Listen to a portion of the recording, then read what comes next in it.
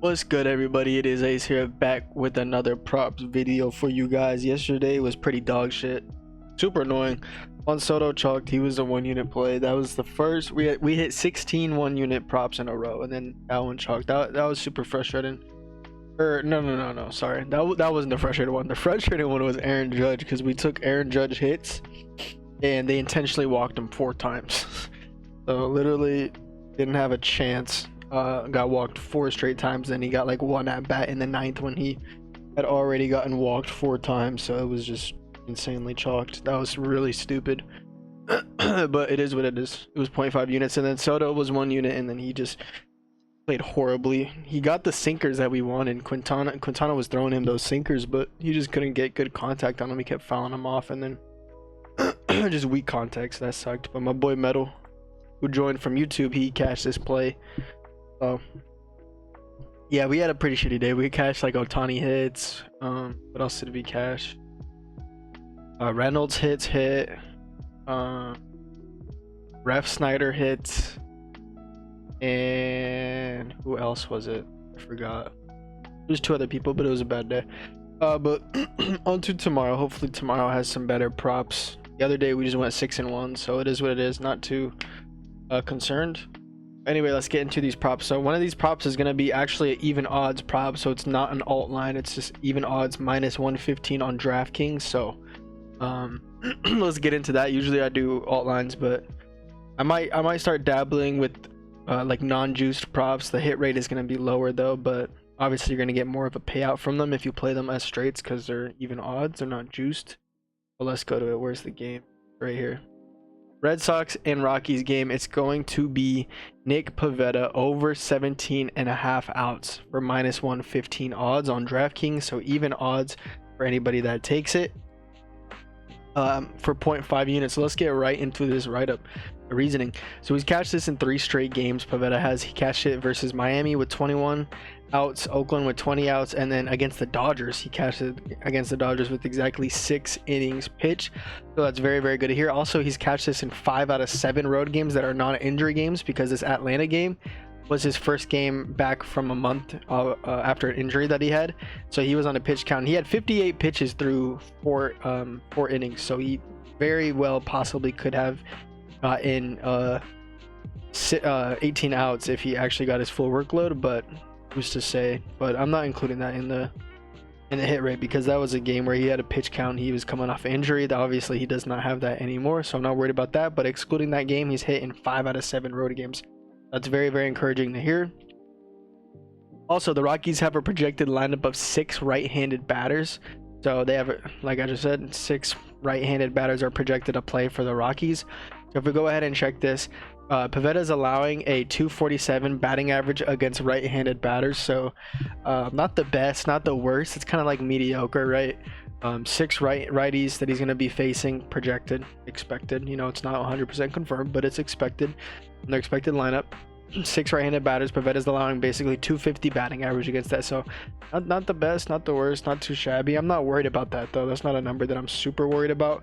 Also, a lot of the Rockies, they're very subpar right-handed batters, right? Like I can't think off the top of my head, but Toglia, I'm pretty sure no, I think Toglia is a left-handed batter.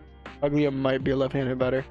Yeah, Toglia's a switch hitter. So like Chris Bryant's coming up back off from injury. I'm not worried about him. I'm not really worried about Doyle can hit some homers. So they've got like decent batters, but not like anything that's gonna encourage me to not take. Like, they don't have a Trey Turner, they don't have a Shohei Ohtani. They just have a bunch of decent batters. So not too worried about that. Also, one thing with the outs prop is that you do not want a pitcher that's going to be walking people a lot, because obviously that raises the pitcher's pitch count. It just raises the pitcher's pitch count, and that's what we need with outs. We need them to keep their pitch count very low, get quick outs, stuff like that. So we do not want a pitcher that's going to be walking a lot of people. The good thing about it is that with those 6 right-handed batters that are projected to be in the lineup, Pivetta only has a 5% walk rate against right-handed batters.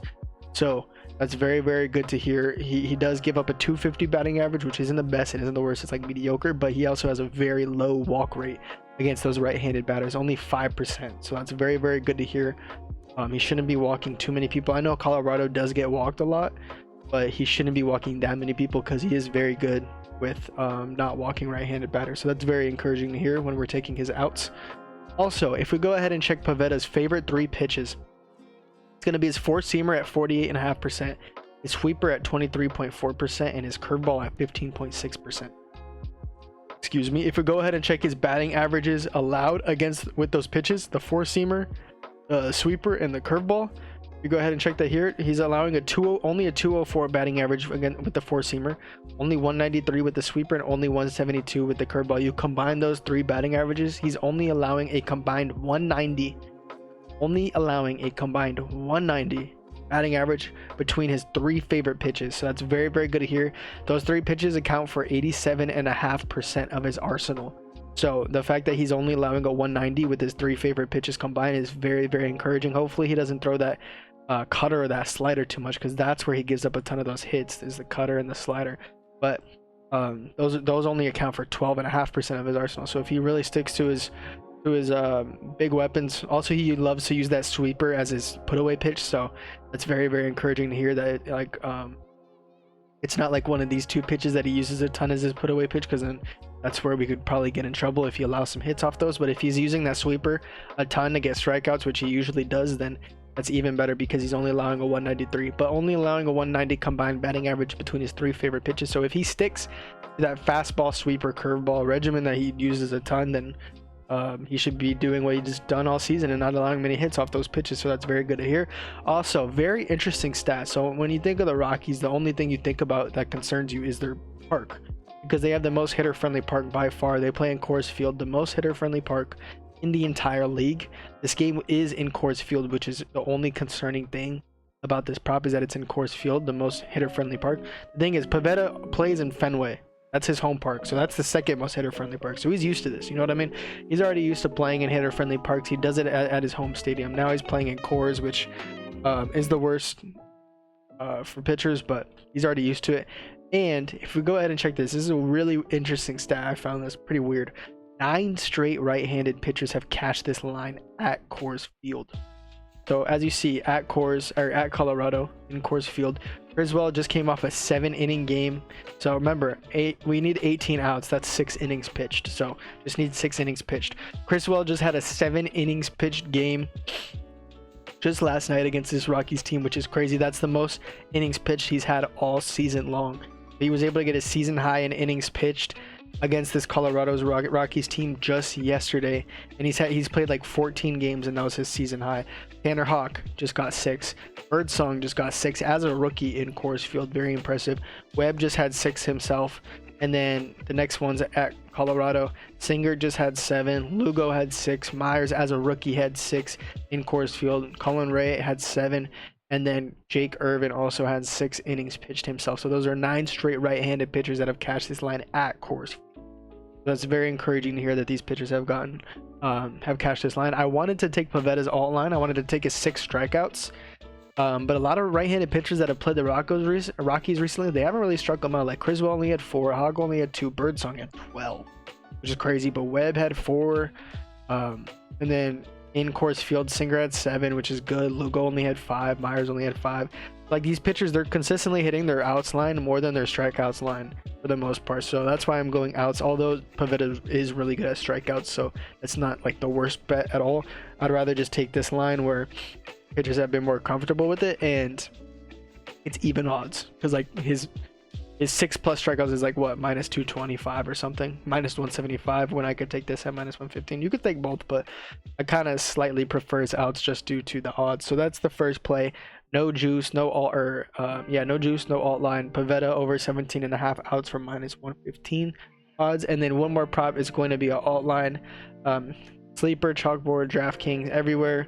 It'll be a Prize Picks Goblin in the morning probably. It's going to be Connor Wong over 0.5 hits. So there is no alt line option. So every game where he has 1 right here, just count it as a cash, because we're taking over 0.5. Just remember that. So he's batting very, very well against right-handed pitchers. You see these recent chalks, but look at the plate appearances. He only had 1 plate appearances in these 2 of these games right here. So that's where he was pinch hitting. And then this one game, he only had 2 plate appearances. So that must have been another pinch hit game. So when he gets 3+ plate appearances, he's cashed this line in his last 12 out of 13 games.